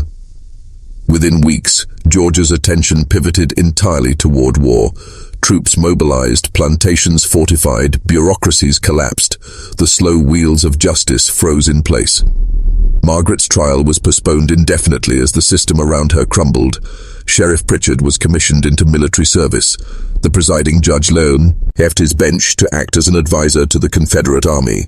County clerks abandoned their posts, records offices shuttered, and case files scattered into uncertainty. Margaret remained under nominal house arrest, but supervision dissolved in the chaos. No one came to check the locks. No one enforced the court orders. By June 1861, she seized her opportunity. Margaret sold Belmont, the entire estate, to a consortium of Savannah investors, men concerned only with acreage and yield, not ghosts. Her sale agreement excluded the compound itself. Between April and May, while soldiers marched north and the state prepared for war, she oversaw its quiet erasure. Structures were dismantled plank by plank, journals reduced to ash, jars smashed, bones buried anew in secret pits beneath the pines. She vanished with her profits under the pretense of declining health, relocating westward to a modest property outside Mobile, Alabama. After that, she slipped from the texture of official memory. The last confirmed sighting came in 1863, at the edge of a war-ravaged city. A neighbor described her, a woman of immense size, pale, solitary, living amidst decay, a figure consumed by her own stillness. Then came silence. No record of her death, no grave registered. Some say she succumbed to illness as the Confederacy burned around her. Others believe she fled farther west seeking anonymity in a collapsing nation. Whichever the truth, Margaret Dunore disappeared as completely as the souls she had buried, devoured by the same darkness she once commanded. After 1863, Margaret Dunore vanished from every official record as though history itself recoiled from remembering her. Wherever she fled, to illness, exile, or the grave, she dissolved without trace. No obituary, no certificate, no burial entry. The woman who once ruled Belmont with the absolute authority of law simply ceased to exist. But the boy who had been her central experiment, the pale child history knew only as Thomas, found a different ending. When Sheriff Pritchard shuttered the compound in January 1860, court order placed Thomas under official protection, his testimony too valuable, his body too fragile to be returned to bondage. Dr. Robert Chen, burdened by guilt and responsibility, intervened personally. He arranged for the boy's safekeeping under the care of a Quaker couple in Savannah, Daniel and Abigail Hargrove, known abolitionists who quietly opposed the practice that sustained their state. In their modest home, for the first time since the age of 11, Thomas encountered gentleness. The Hargroves offered not experiments but education. They taught him to read beyond Margaret's scientific manuals, to write, to measure, and to work with his hands. They instructed him not as a specimen, but as a person. By day he learned carpentry, by night he read scripture and history by candlelight. Every kindness was at first bewildering to him. Eventually, it became sustaining. Then came January 1st, 1863, the Emancipation Proclamation.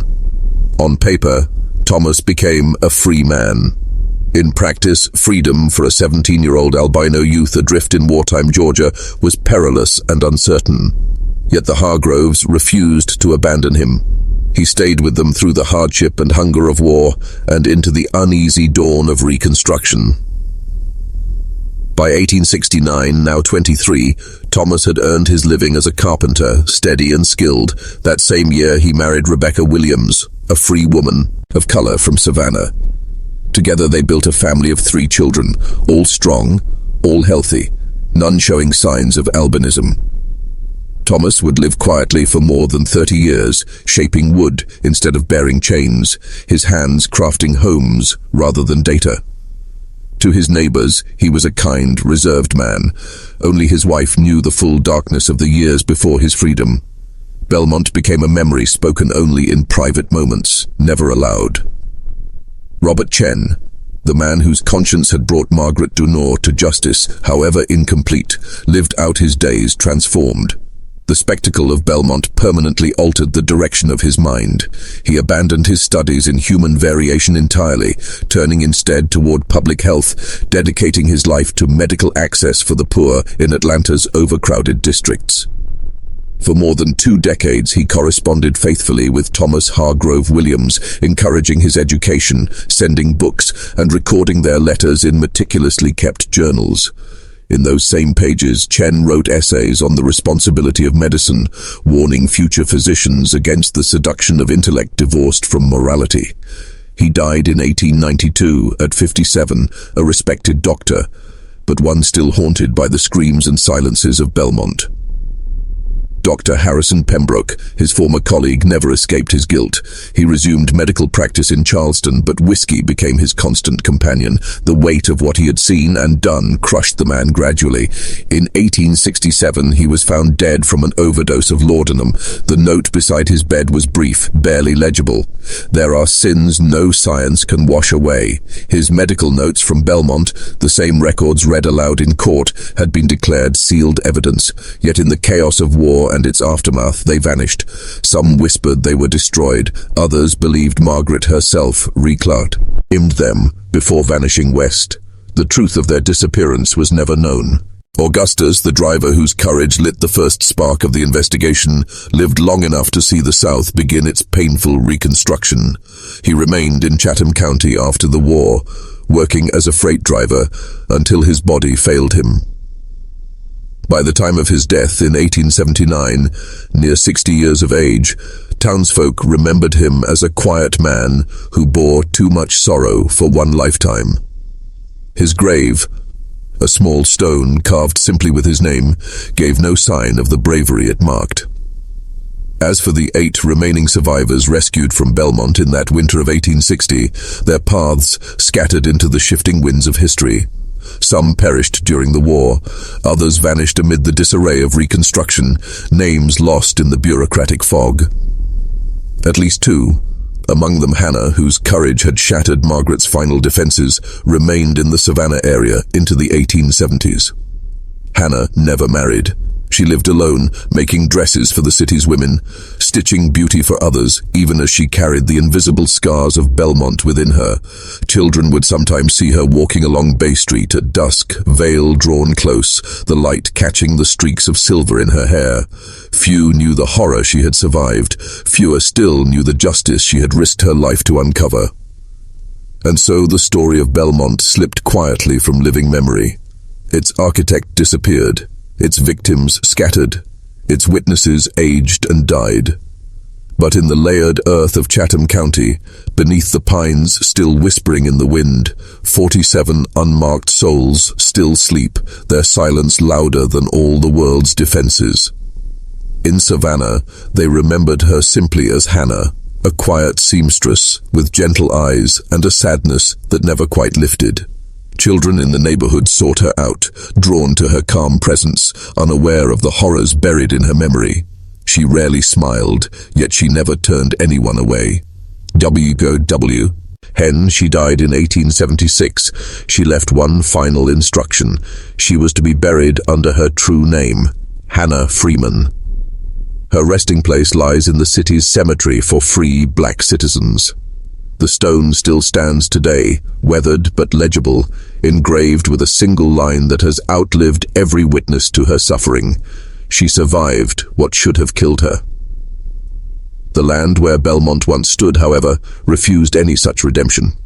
Between 1861 and 1959, the property changed ownership repeatedly, parcel by parcel, deed by deed. The great house itself, seat of Margaret Dunore's empire of cruelty, burned to the ground in 1883. The cause was never determined. The locals whispered that lightning struck it, though the more superstitious claimed the fire had been inevitable, that the earth itself rejected what had happened there. Over the decades, the property became a patchwork of uses: a farm, a timber tract, for a brief time, even a hunting preserve.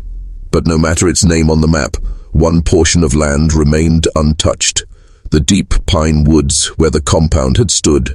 There, nature reclaimed its dominion. Trees grew thick through the overgrowth, concealing the foundations and swallowing every trace of human architecture. The small cemetery, with its numbered wooden stakes long since rotted away, blended into the surrounding forest floor, 47 souls erased beneath moss and roots.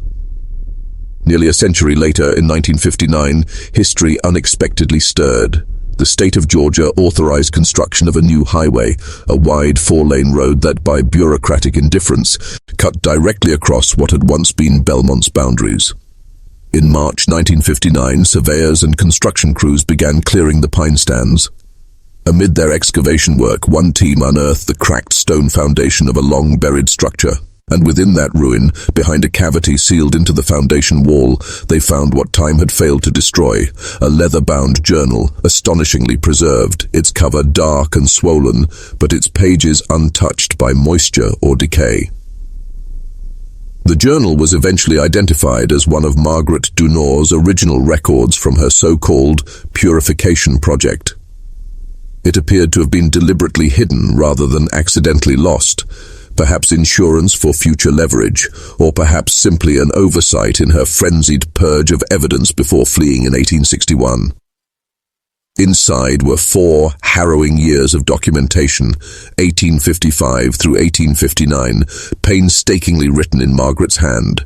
Every page catalogued Thomas, his purchase, his education, the conditions of the experiments, the pairings she engineered and the results she expected, measurements, predictions, charts tracking pigmentation, and in cold clinical diction her descriptions of pregnancies forced, infants examined, and losses recorded as data. The highway workers, confused and unsettled, delivered the book to Chatham County's Historical Society, not realizing what they held.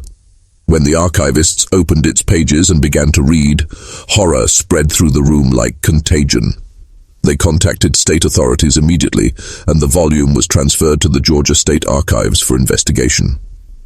Over the following months, state historians and legal researchers compared its contents against census records, court filings, and surviving documentation from the 1860 Belmont case. The results left no doubt. The journal was authentic. The timelines matched known events. Names corresponded directly to people listed in court testimony. Even Margaret's architectural references aligned precisely with the fragments of foundation now uncovered during construction. But authentication brought an even deeper revelation, one that suggested Belmont's darkness had not ended with Margaret Dunore's disappearance. The investigators discovered irregularities in the archival trail, deliberate ones. Large sections of the 1860 court record were missing, officially listed as war losses, yet examination of remaining ledgers revealed careful removals, not random destruction. Pages torn cleanly from bound dockets, file numbers reassigned. Even Savannah's newspaper archives from that same year were conspicuously silent. No trial reports, no editorials, no mention of a wealthy landowner publicly accused of atrocity. Piece by piece, it became apparent that a concerted effort had been made after the Civil War to erase the Belmont affair from Georgia's collective memory. The name Dunore still held weight, even in absence, and someone, perhaps family, perhaps benefactors, had expended considerable influence to ensure the horrors of Belmont remained unspoken. When the verification process concluded, the Georgia State Archives catalogued the recovered journal as a historically significant document, but acknowledging truth and revealing it are seldom the same act. Access to the record was sealed for a full 10 years, until 1969, under the justification of privacy considerations and the sensitive nature of the material. For a decade, the volume lay locked within a controlled vault, its pages unseen, the story of Belmont once again smothered beneath institutional caution. And then came 1969. The seal expired. The restrictions lifted. Scholars lined up to read a diary that no one in modern Georgia quite believed could exist, and in opening those pages, they reopened the wound of a stay that is most carefully buried sin. When the Dunore Journal was finally unsealed in 1969, it ignited immediate fascination among scholars of slavery, medical ethics, and early eugenic thought in America. Historians pored over its pages with morbid awe, parsing every measured line of data and detached observation for what it revealed about human cruelty disguised as science. Academic journals soon followed with papers dissecting Margaret Dunore's experiments, framing them as an early manifestation of eugenic ideology within the antebellum South. Medical schools adopted the case as a cautionary tale in ethics courses, a parable of how moral conviction can be eroded by the language of progress. Professors spoke of it when tracing the lineage of unethical research in American history, positioning Belmont among the darkest laboratories of 19th century pseudoscience. Yet beyond academia, history looked away. The story of Margaret Dunore did not find an easy place in textbooks or public exhibits. It was too unsettling, too complex, too incompatible with the comforting simplicity of the South's remembered past. The official narrative preferred kings of cotton and crumbling plantations, not a plantation turned into a breeding ground for horror. That same year, local newspapers in Savannah carried the story of the journal's discovery.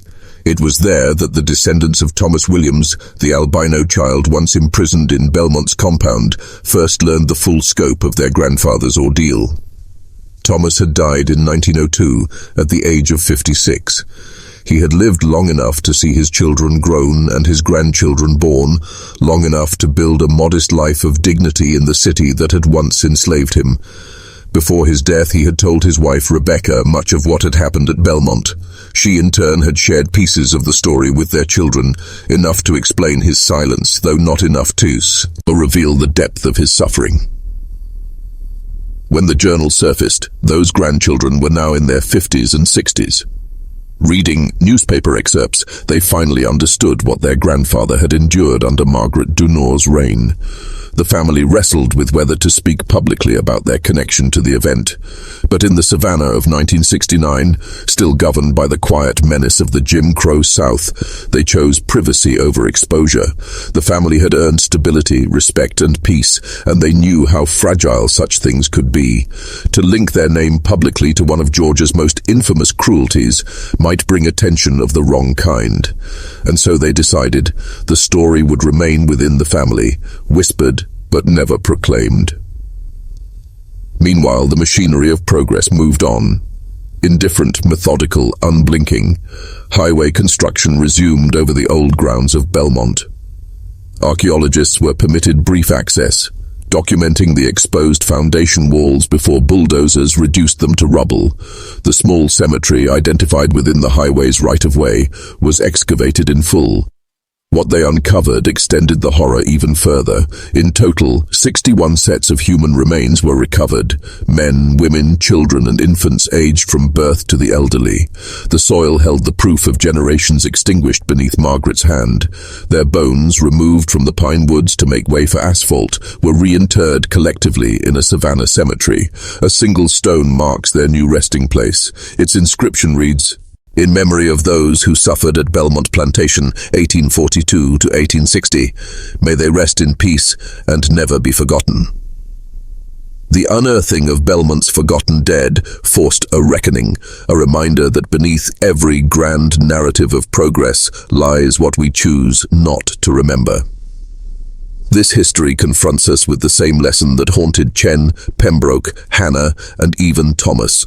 How easily the vocabulary of science can become a weapon for cruelty, how the comfort of law can be twisted into license for domination, how institutions created to enlighten can collapse entirely when empathy is stripped away. Margaret Dunore's experiment was not an isolated atrocity.